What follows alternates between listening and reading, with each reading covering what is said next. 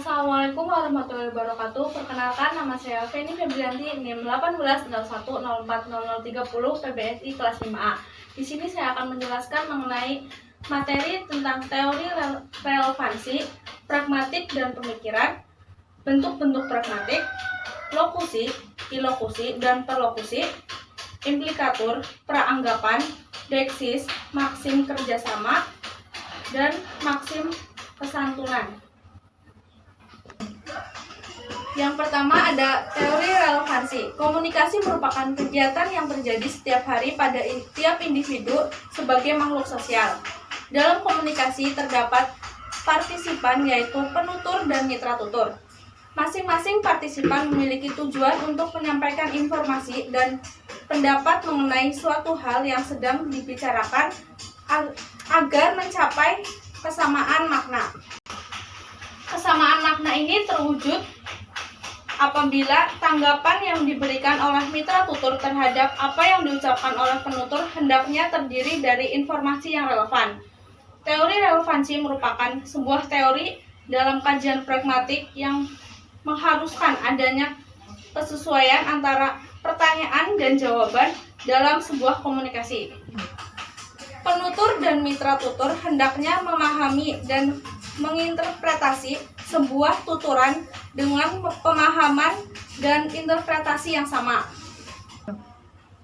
Dalam teori relevansi terdapat relevansi dan komunikasi. Contohnya itu pada dialog A, "Do you want to go into town?" yang artinya, apakah kau ingin pergi ke kota? Dan B menjawab, "I'm feeling really tired at the minute," yang artinya, aku merasa benar-benar lelah saat ini. Peranggapan bahasa Inggris yang kompeten tidak mengalami pemahaman kesulitan dalam menetapkan implikatur ujaran B. B tidak ingin pergi ke kota. Implikatur ini diperoleh melalui asumsi bahwa B minimal sedang mematuhi prinsip kooperatif meskipun tidak mematuhi maksim-maksim percakapan tertentu. Pernyataan B tentang kelelahannya secara lahiriah tidak relevan dengan pertanyaan A tentang pergi ke kota. Kerangka dasar George diadopsi oleh Sperber dan Wilson yang memodifikasi dan mengembangkannya dalam berbagai cara yang penting. A bisa sampai pada implikatur ujaran B dalam pertukaran percakapan di atas dengan merumuskan sejumlah hipotesis tentang niat komunikasi B. Proposisi yang mungkin diambil oleh B untuk memberikan penjelasan adalah hipotesis yang paling bisa memenuhi maksim-maksim percakapan. Saya berasumsi bahwa seorang penutur yang berpikir bahwa dia mampu berbicara dengan baik akan berusaha membuat ujaran serelevan mungkin. Oleh karena itu, terhadap pemrosesan tiap ujaran, pendengar harus membawa asumsi yang kuat bahwa penutur telah berusaha bersikap relevan dalam keadaan-keadaan tersebut. Dalam hal ini, A berasumsi bahwa B memaksudkan ujarannya sebagai kontribusi yang relevan terhadap pertukaran percakapan di atas. A menggunakan asumsi untuk menyusun rangkaian penalaran. Meskipun secara lahiriah mungkin kelihatan tidak relevan, dapat diasumsikan bahwa ujaran B dimaksudkan untuk kontribusi yang relevan terhadap pertukaran percakapan di atas. Ujaran B hanya relevan dengan pertukaran percakapan di atas jika isinya berhubungan dengan isi ujaran. Relevansi dan kognisi. Bahwa relevansi dapat menjadi prinsip penuntun komunikasi dalam penjelasan Sperber dan Wilson memang tidak bisa dipungkiri mengingat sangat pentingnya gagasan ini bagi kedua ahli teori ini terhadap bidang kognisi yang telah luas ini. Kami berasumsi bahwa tujuan universal dalam kognisi adalah untuk memperoleh informasi yang relevan dan makin relevan akan semakin baik. Teori relevansi memiliki kritik filosofi. Yang pertama A. Positif logika. Positif logika pertama tampil menonjol pada tahun 1920-an dan merupakan gerakan filsafat yang dominan selama 20 hingga 30 tahun kemudian. Meskipun hampir tidak ada satupun yang mendukung positivisme logika, namun warisannya terhadap filsafat yang terhadap berbagai disiplin lain tetap bertahan hingga zaman sekarang. Positif logika muncul untuk melawan konteks kultural di mana orang semakin percaya, yang tentu saja didorong oleh semakin suksesnya sains, bahwa sains dapat memberikan jawaban atas semua persoalan penting dari sejumlah bidang. Positif logika berfungsi untuk melegalkan sintemen dan penghinaan terhadap pertanyaan-pertanyaan non-ilmiah yang menyertai Calvinisme dengan menegakkan norma-norma dan standar-standar sains sebagai kriteria wacana yang bermakna dalam penelitian. Yang B ada Putnam tentang positivisme. Positivisme logika, sebagaimana telah kita lihat, mengajukan kriteria signifikasi di mana setiap pernyataan yang tidak dapat dibuktikan kebenarannya secara langsung atau yakni dapat dibuktikan kebenarannya dengan pengalaman dianggap tidak ada artinya. Kita juga telah melihat bagaimana positivisme mengistimewakan metode-metode sebagai disiplin tertentu, yakni sains empiris, logika, dan matematika dalam kriteria signifikasi ini. Namun demikian, dalam mengistimewakan disiplin-disiplin ini, positivisme selalu rentan terhadap tuduhan bahwa kriteria signifikasi digagalkan oleh standar-standarnya sendiri, karena kriteria ini tidak dapat dibuktikan kebenarannya dengan metode-metode sains empiris, yakni logika dan matematika. Yang terakhir yaitu ada reduksionisme ilmiah teori relevansi. Sejauh ini kita menyelidiki tuduhan reduksionisme ilmiah Putnam terhadap positivisme logika. Dalam bagian ini, kita akan membahas bagaimana tuduhan serupa dapat dikembangkan untuk menentang ciri-ciri penting teori relevansi yang diajukan oleh Sperber dan Wilson. Ciri-ciri ini yaitu 1. Kaidah-kaidahnya, eliminasi entry logika konsep-konsep, peran dedukasi dalam memahami ujaran, dan terakhir konsep fungsional konfirmasi. Selanjutnya ada pragmatik dan pikiran. Bahasa merupakan cerminan terbaik bagi pikiran yang membentuk penalaran-penalaran manusia. Hal ini merupakan pernyataan Leibniz tahun 1646. Kemudian dikemukakan mengenai teori karakteristik, di mana konsep-konsep penalaran yang kompleks direpresentasikan dengan menggabungkan simbol-simbol yang ditempatkan pada konsep-konsep yang sederhana.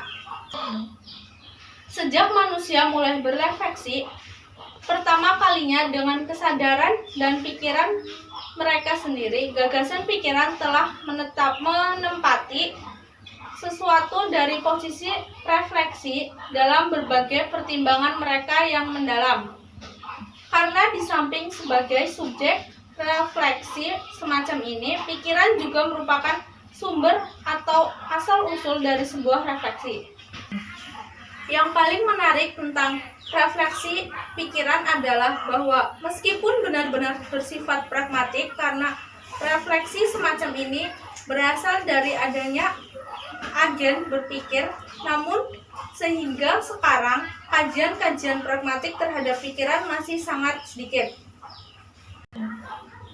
Dalam pragmatik dan pikiran terdapat yang pertama ada bahasa dan pikiran. Gagasan bahwa bahasa Merefleksikan atau mencerminkan isi pikiran bukanlah hal baru. Sejak abad ke-17, para filsuf telah menganggap bahwa bahasa dapat digunakan untuk memahami berbagai kerjaan pikiran, khususnya kepastiannya untuk memperoleh, menyimpan, dan menambah pengetahuan. Yang kedua ada pragmatik dan modularitas. Di sini yang utama kami perhatikan adalah seberapa baikkah perjalanan pragmatik dengan konsep psikologis umum tentang sifat pikiran manusia, yakni sifat pendekatan modul sebagaimana diajukan dan dibahas oleh Chomsky dan Fodor tahun 1991 pada halaman 568. Proses-proses gramatikal modul tidak memberikan sedikit sekali wawasan langsung tentang sifat proses-proses gramatik non-modul. Memang, semakin banyak kita memodelkan pragmatik pada tata bahasa, semakin banyak kesalahan yang mungkin kita lakukan. Yang ketiga ada Sperber dan Wilson tentang modularitas pragmatik. Ia mengajukan sebuah kasus yang menarik untuk menentang modularitas pragmatik. Dalam hal ini, asumsi dasarnya adalah bahwa modularitas sistem linguistik berasal dari ketergantungan sistem tersebut pada tata bahasa untuk kode.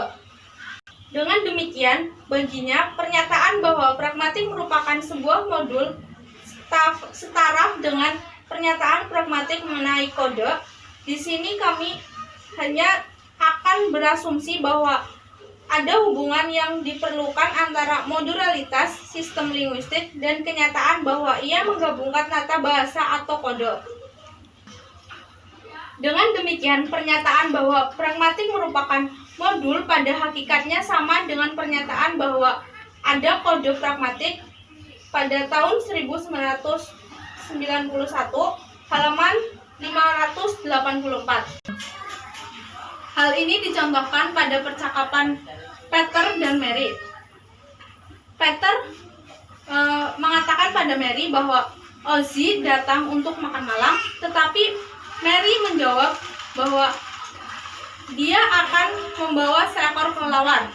Diambiguasi semacam ini terjadi berdasarkan atas pengetahuan tentang penampilan panggung Ozzy, khususnya kenyataan bahwa sebagian dari penampilan tersebut dia menggigit kepala seekor kelelawar hidup hingga putus. Selanjutnya ada jika bukan modularitas, lantas apa? Daya tarik modularitas berkembang melintas sejumlah disiplin, termasuk psikologi kognitif, linguistik, dan filsafat. Daya tarik ini bukan tanpa landasan yang rasional. Sesungguhnya modularitas tentang penghasilan berbagai macam prediksi yang dapat diuji kebenarannya secara empiris tentang pikiran yang sebagian minimal telah dihasilkan oleh berbagai kajian. Misalnya, bahwa pikiran memiliki pembedaan modul antar makhluk hidup dan makhluk mati. Namun demikian, dia dalam cetakan, namun sebagai modul kompetensi mental yang mendasari pragmatik, modularitas diketahui tidak dapat dipertahankan. Pragmatik merupakan cerminan terbaik bagi pikiran manusia, merupakan versi klaim Leibniz abad ke-7 yang sekarang paling banyak dikutip. Karena lebih dari sekedar fenomena linguistik dan fenomena kognitif yang lain, pragmatik dapat mengungkapkan bahwa berbagai wawasan penting tentang struktur dan fungsi pikiran. Telah kami terangkan misalnya bagaimana pragmatik memanfaatkan sejumlah besar sumber daya kognitif. Sejumlah pragmatik tergantung pada sumber-sumber daya ini. Kita bisa saja beranggapan bahwa disiplin ini dapat memberitahukan sesuatu kepada kita tentang masing-masing dari sumber-sumber daya ini. Selanjutnya saya akan membahas mengenai bentuk-bentuk pragmatik. Bentuk-bentuk pragmatik dibagi menjadi 5. Yang pertama, bentuk-bentuk pragmatik berdasarkan fungsi. Teori ini merupakan tindak tutur, merupakan teori yang memusatkan perhatian pada cara penggunaan bahasa dalam mengkomunikasikan maksud dan tujuan sang pembicara, dan juga dengan maksud penggunaan bahasa yang dilaksanakannya. Lebih jauh lagi, tindak tutur peristiwa tutur merupakan dua gejala berbahasa yang terjadi pada suatu proses komunikasi.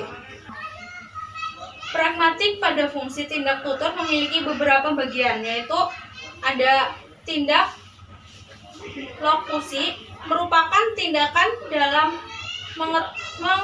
mengatakan suatu ujaran atau menyatakan sesuatu. Tuturan ini dituturkan oleh penutur untuk menginformasikan suatu hal tanpa adanya maksud tertentu. Kedua, tindakan ilokusi adalah suatu tindakan yang terkandung dalam suatu tuturan atau memiliki maksud tertentu, atau dapat juga dikatakan mengharapkan reaksi dari mitra tutur. Tiga, tindakan perlokusi adalah tuturan yang dituturkan untuk mempengaruhi lawan tutur atau melakukan apa yang diinginkan oleh penutur. Bentuk-bentuk pragmatik yang selanjutnya yaitu bentuk-bentuk pragmatik berdasarkan implikator. Teori implikator percakapan diutarakan oleh Paul Herbert George tahun 1975, mengatakan bahwa dalam percakapan yang dimaksud penutur seringkali melampaui atau yang dituturkan oleh penuturnya. Dengan kata lain, makna lain atau tambahan ini dapat disimpulkan dalam dan diprediksi berdasarkan konteksnya. Dapat dikatakan bahwa implikator adalah sesuatu yang dimaksud oleh penutur secara tersirat yang berbeda makna atau maksud dengan apa yang dikatakan oleh penutur. Implikator dibagi menjadi dua macam, yaitu implikator konvensional dan implikator percakapan. Implikator konvensional merupakan implikator yang muncul dari kata-kata atau frasa yang digunakan dalam kalimat atau tutunan. Berkaitan dengan hal tersebut, pemahaman semantik digunakan untuk menginterpretasi implikasi. Sebagai contoh, pada tuturan "dia memang buaya darat" mempunyai implikasi sebuah penilaian negatif seseorang yang suka mempermainkan wanita. Pemahaman makna tersebut diperoleh dari konvensi yang berlaku dalam budaya bangsa Indonesia yang menyamakan makna orang yang senang mempermainkan wanita dengan sebutan buaya darat. Makna yang tersirat dalam implikator konvensional tidak terikat kepada konteks, sementara jenis implikator percakapan hanya dapat dipahami dengan konteks. Studi pragmatik hanya membahas implikator percakapan dengan implikator konvensional, maknanya relatif stabil atau tidak konstekstual, atau sudah ada kesepakatan umum tentang makna lain dari kata-kata atau istilah yang dituliskan atau dituturkan. Bentuk-bentuk pragmatik selanjutnya yaitu bentuk-bentuk pragmatik berdasarkan rujukan atau referensi. Bentuk pragmatik berdasarkan rujukan atau referensi, atau dapat disebut juga deiksis, yang membahas kata atau frasa atau ungkapan yang telah dipaku atau yang akan diberikan. Contohnya, Dani anak yang pandai, karena itu ia juara kelas. Selanjutnya ada contoh bahwa Fajar, Anton, dan Feby setiap minggu mereka lari pagi. Pada kalimat 1, kata ia bermakna Flora dengan Dani, sedangkan 2 kata mereka beranafora Fajar, Anton, dan Feby. Bentuk-bentuk pragmatik yang keempat yaitu bentuk-bentuk pragmatik berdasarkan prinsip kerjasama. Agar proses komunikasi penutur dan mitra tutur dapat berjalan dengan baik dan lancar, haruslah dapat saling bekerja sama. Salah satu bentuk kerjasama yang baik dalam kegiatan komunikasi atau proses bertutur dapat dilakukan dengan berperilaku sopan kepada pihak lain atau mitra tutur. Berperilaku sopan itu dapat dilakukan dengan cara memperhitungkan muka si penutur atau mitra tutur di dalam kegiatan bertutur. Adapun yang dimaksudkan dengan muka adalah citra dirinya yang harus diperhatikan oleh lawan tutur. Tuturan yang tidak mengandung informasi yang sungguh-sungguh diperlukan mitra tutur dengan dikatakan melanggar maksim kuantitas dalam prinsip kerjasama. Begitu pula sebaliknya, apabila tuturan mengandung informasi yang berlebihan akan dapat dikatakan melanggar maksim kuantitas. Bentuk-bentuk pragmatik yang terakhir yaitu bentuk-bentuk pragmatik berdasarkan prinsip kesopanan. Dalam kegiatan bertutur antara manusia yang satu dengan manusia yang lain harus mempunyai konsep yang sama mengenai lambang bunyi atau menyebut suatu referen. Hal ini dibutuhkan agar pesan yang disampaikan dari satu orang ke orang lain dapat tersampaikan. Masyarakat di Indonesia dalam berkomunikasi sangat memperhatikan unsur kesopanan. Dalam prinsip kesopanan adalah bahwa para peserta atau penutur hendaknya berpegang pada prinsip untuk selalu mengurangi keuntungan dirinya sendiri dan memaksimalkan keuntungan pihak lain dalam kegiatan bertutur. Orang bertutur yang berpegang dan melaksanakan maksim kebijaksanaan akan dapat dikatakan sebagai orang yang santun.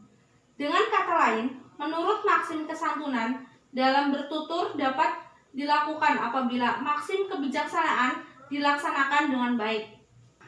Untuk memperjelas pernyataan yang telah saya katakan, terdapat contoh tentang tuturan ibu dan rekannya. Ibu, ayo dimakan bakminya, di dalam masih banyak kok. Rekan ibu menjawab, wah, segar sekali. Siapa yang memasak ini tadi, Bu? Hal ini dikatakan oleh ibu kepada teman dekatnya pada saat ia berkunjung ke rumahnya. Memaksimalkan keuntungan bagi pihak mitra tutur tampak sekali pada tuturan sang ibu. Tuturan itu disampaikan kepada sang tamu, sekalipun sebenarnya satu-satunya hidangan yang tersedia adalah yang disajikan kepada si tamu tersebut. Tuturan itu disampaikan dengan maksud agar sang tamu merasa bebas dan dengan senang hati menikmati hidangan yang disajikan itu tanpa ada perasaan tidak enak sekalipun. Selanjutnya saya akan menyampaikan materi mengenai lokusi, ilokusi, dan perlokusi. Lokusi adalah tindak tutur dalam bentuk kalimat yang bermakna dan dapat dipahami. Jadi, lokusi dapat diartikan sebagai makna kata yang menjelaskan atau menginformasikan suatu hal secara jelas tanpa adanya maksud atau makna lain di dalamnya. Makna dalam lokusi biasanya terkandung dalam contoh kalimat berita, contoh kalimat pernyataan, dan kalimat deklaratif. Tindak tutur lokusi adalah tindak tutur yang menyatakan sesuatu dalam arti berkata, atau tindak tutur dalam bentuk kalimat yang bermakna dan dapat dipahami. Misalnya, ibu guru berkata kepada saya agar saya membantunya. Dia menyebut tindak tutur lokusi ini dengan istilah tindak bahasa preposisi karena tindak tutur ini hanya berkaitan dengan makna. Contoh lainnya yaitu rumah Pak Karno ada di daerah Cilacap. Dan selanjutnya yaitu Feni adalah anak bungsu dari 3 bersaudara. Selanjutnya ilokusi. Ilokusi adalah tindak tutur yang biasanya diidentifikasikan dengan kalimat performatif yang eksplisit. Ilokusi tidak hanya dapat berfungsi untuk mengungkapkan sesuatu atau mengungkapkan ujaran, tetapi juga dapat dilakukan untuk sesuatu tindakan. Tindakan ilokusi dapat berkenaan dengan pemberian izin, mengucapkan terima kasih, menyuruh, menawarkan, dan menjanjikan. Misalnya, ibu guru menyuruh saya agar segera berangkat. Kalau tindak tutur ilokusi hanya berkaitan dengan makna, maka tindak tutur ilokusi berkaitan dengan nilai yang dibawakan oleh preposisinya. Contoh yang selanjutnya yaitu pada kalimat jelek sekali tas yang kau kenakan itu. Makna ilokusi dari kalimat di atas adalah bahwa seseorang yang memakai tas yang jelek itu mesti memperbaiki tasnya atau menggantinya dengan tas yang lebih bagus atau lebih baik dan bahkan cocok untuk dikenakannya. Selanjutnya yaitu perlokusi. Perlokusi adalah tindak tutur yang dapat mempengaruhi mitra tutur. Jadi, ujaran yang disampaikan oleh penutur dapat berpengaruh bagi lawan tuturnya. Tindak tutur perlokusi adalah tindak tutur yang berkenaan dengan adanya ucapan orang lain sehubungan dengan sikap dan perilaku non-linguistik dari orang lain itu. Misalnya, karena adanya ucapan guru kepada muridnya, mungkin kamu tidak akan naik kelas. Karena nilaimu jelek, maka si murid akan panik atau sedih. Ucapan si guru itu adalah tindak tutur perlokusi. Contoh lainnya yaitu area bebas asap rokok. Kata tersebut ketika orang, khususnya pemuda atau seorang lelaki yang merokok membaca tulisan tersebut, maka orang tersebut tidak akan memasuki area tersebut saat sedang merokok, dan saat sedang di area tersebut mereka tidak akan merokok. Materi yang selanjutnya yaitu deksis. Deksis dibedakan menjadi 3 macam, yaitu deksis persona, deksis ruang, dan deksis waktu. Yang pertama, deksis persona. Deksis persona dengan jelas menerapkan 3 pembagian dasar yang dicontohkan dengan kata ganti orang pertama, saya, atau kata ganti orang kedua yaitu kamu, dan orang ketiga yaitu dia, atau dia barang, atau sesuatu. Jelasnya, deksis persona adalah kata ganti orang kedua. Kata kamu diucapkan oleh persona pertama untuk menunjukkan dirinya sendiri. Contohnya, hari ini saya akan pergi ke pasar. Kedua yaitu deksis ruang. Deksis ruang yang menyatakan letak geografis atau wilayah dinyatakan dengan bentuk leksem, tempat, lokasi, atau penamaan wilayah tertentu dengan tuturan. Deksis ruang dikaitkan dengan lokasi relatif penutur dan mitra tutur yang terlibat di dalam interaksi. Contohnya yaitu 2 tahun lalu kau juga menitipkan benda berharga di sini. Kau bilang hanya itu. Frasa di sini pada kalimat di atas mengacu ke tempat yang acuannya lebih luas, yakni sebuah tempat entah apa tidak disebutkan, bisa jadi tempat yang lain. Kata ganti ini digunakan untuk merujuk pada lokasi berada dekat dengan penutur ketika peristiwa percakapan itu terjadi. Yang terakhir yaitu deksis waktu. Deksis waktu digunakan untuk menunjukkan titik atau jarak waktu dipandang dari saat suatu ujaran terjadi atau pada saat orang penutur berujar. Contohnya pada kalimat ketika kita pernah tertidur di gubuk Reot sore itu ketika sedang hujan deras. Kata sore itu menunjukkan waktu pada saat kita tertidur di gubuk. Terima kasih yang dapat saya sampaikan. Wassalamualaikum warahmatullahi wabarakatuh.